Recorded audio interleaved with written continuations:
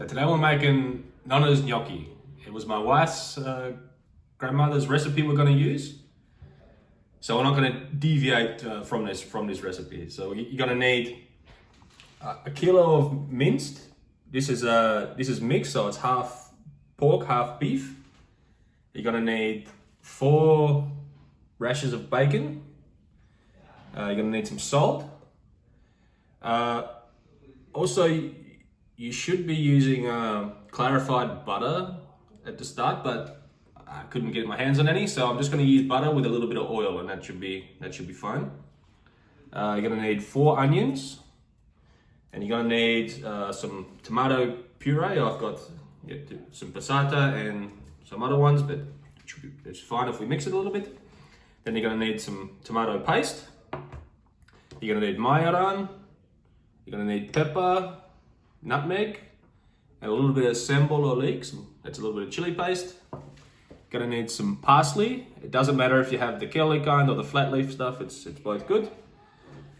Now and also you're going to need some parmesan, but I don't have any parmesan. This is grana padano, which is essentially tastes pretty much the same as parmesan, so we're going to use that.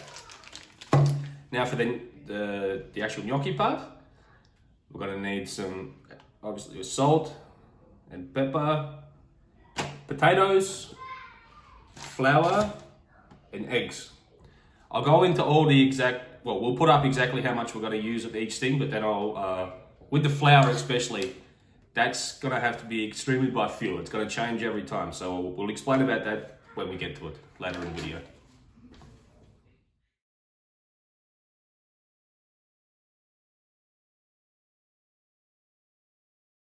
So, in a large pot, you're going to add, if you're using clarified butter, you won't have to add the oil. You just put the clarified butter in, but because we're using butter, just put a bit of oil in the butter and just melt that off a little bit.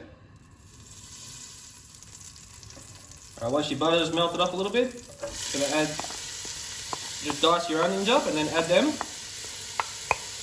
And then we're just going to saute these off a little bit. Once you've sauteed your onions off a little bit, you're going to add the bacon that's been cubed up, and you're going to add the mince. So you're just going to brown that off. Once you brown your mince and your bacon off, and it's just starting to stick to the bottom of the pan, you're going to add yourself a good squirt of tomato paste.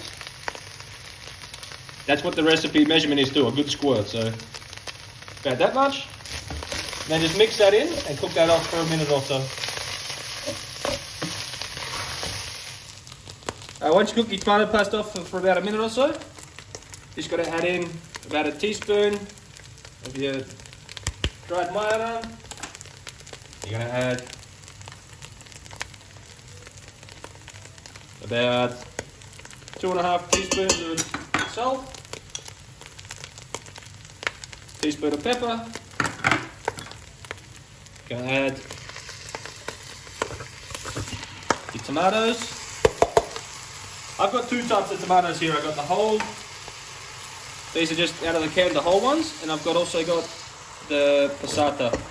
Now you could just use all passata or all of the other tomatoes, but I had both of them in the cupboard, so I'm just going to add those 2 and just give that a good mix in. Once you've mixed your tomatoes in a little bit, you're going to add about a teaspoon of your sambal or leek and your good handful of chopped up parsley, and then give that a good mix in.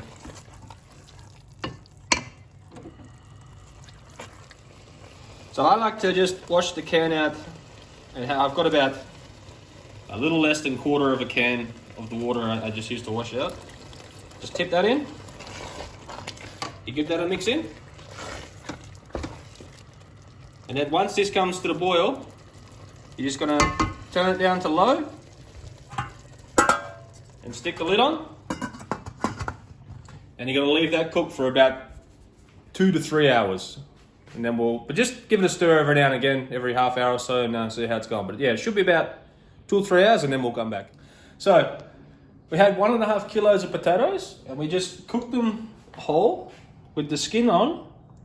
And now while they're still warm, just go ahead and you gotta peel the potatoes while they're still warm. Make sure there's this is just finished, they're still hot, but yeah, you gotta peel them now. So after you burnt your fingerprints off of your fingers by peeling the potatoes, you're gonna get yourself a ricer. You can use a masher, but this is the best thing to use. It's a ricer. And you're just gonna get your potatoes, put them in, and then just crush them all straight out onto your work surface or into a bowl if you're going to be mixing the rest of them up in a bowl. Okay, once you got your potatoes all mashed out onto your work surface, I've got 3 eggs that I've just lightly beaten in a bowl. We're going to add that, break it straight in. Then I've got 50 grams of melted butter. Gonna add that straight on. And I've got just a couple of big pinches of nutmeg. Straight in. Got 2 pinches of salt.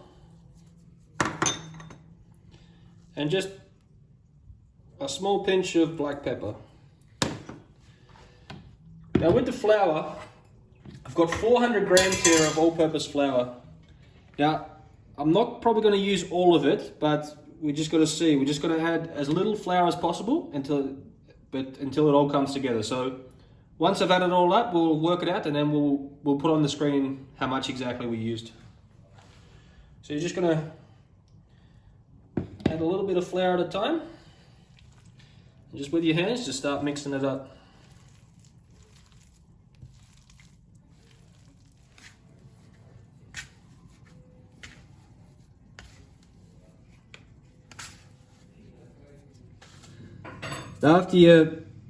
I actually used in total 520 grams of flour in all these potatoes. So once it comes together and it's still, it holds together and it's still a little bit sticky inside, you're just gonna cut yourself off a little piece and lightly flour your work surface, and you're just gonna roll it out.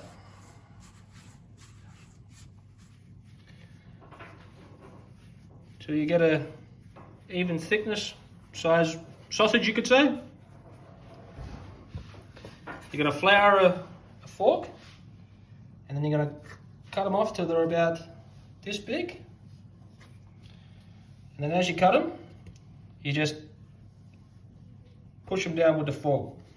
So you make the little indentations, and that's so that when you cover them in the sauce, the sauce will stick onto the gnocchi. Good.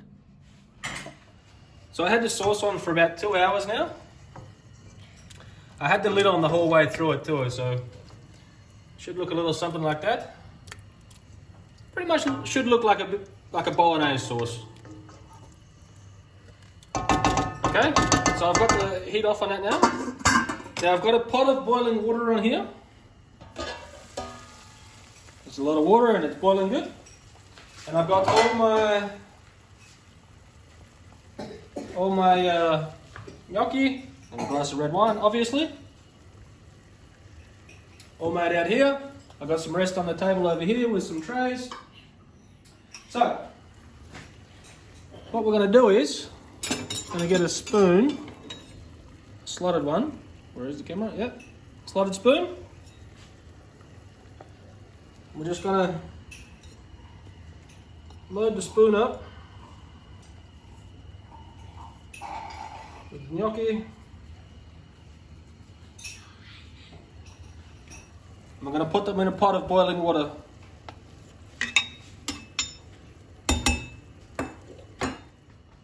Okay, so don't overcrowd the pot, but once you got them in there and the gnocchi start to float and the pot's back to a boil, then they're ready.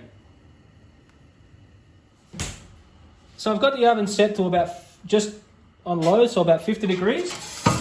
And I've got the dish I'm going to be putting the gnocchi on. So just pull them out there. So now all the gnocchi are floating and the water's boiling again. So that means they're ready. So we're just going to scoop them out and put them on the platter.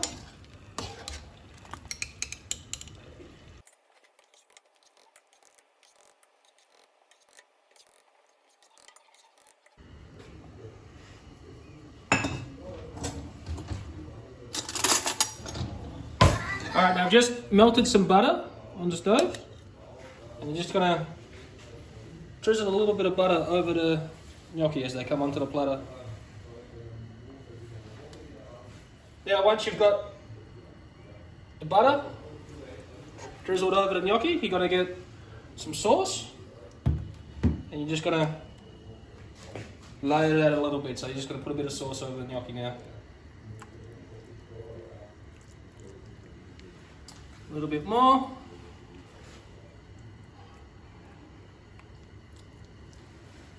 Okay, you don't want to put too much sauce over in between the layers, but yeah, just every time you put a layer of gnocchi, you're going to put a layer of sauce. Now that goes back into the oven. Keep warm. So also, if you have like young children, they can also help roll. They might not look like the other ones, but they'll still work.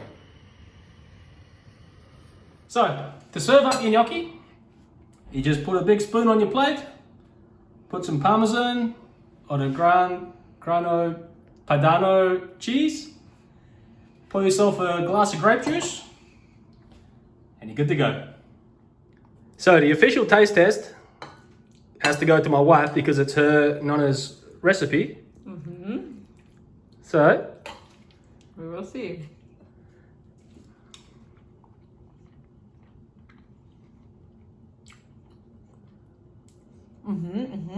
Wait, I have to have another taste. So, gnocchi, perfect. Sauce, very, very good. But Nonna always had some fat somewhere, so in the fridge from the speck or just some butter schmaltz, and her speck was a bit more fatty. So this special fat taste is missing a little bit in the sauce, but otherwise delicious. So for all the English people watching, speck is bacon. Yeah, it's cured bacon actually. Yeah. Yeah, very good. So I'm just gonna finish it off this plate, and then we're actually gonna have lunch in another room, and I will have another plate.